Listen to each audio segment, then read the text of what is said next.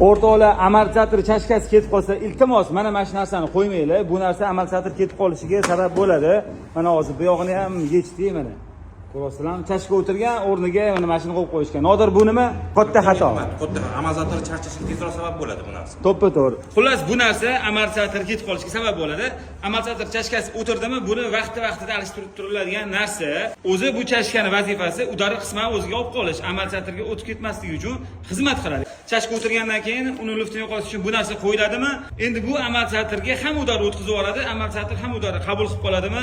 U tez ishdan chiqishiga olib keladi. Ya'ni taxminan 10 kun xizmat qiladigan narsa 7 kun, 6 kun xizmat qilishi mumkin. Primerni aytolmasligi. Shuning uchun iltimos mana shu narsani qo'ymanglar. Undan ko'ra chashka usulini qo'yib olaylik, yangi chashka qo'yilib bo'ldi. Amortizator ham sizlar uchun juda ham ko'p xizmat qiladi. Mashina ham yumshoq yuradi. Bu narsa mashinani jo'skiligiga ham olib kelib qo'yadi xullas. O'rtoqlar, o'zingizlar bilasizlar, tanlov o'zingizlarning qo'lingizda.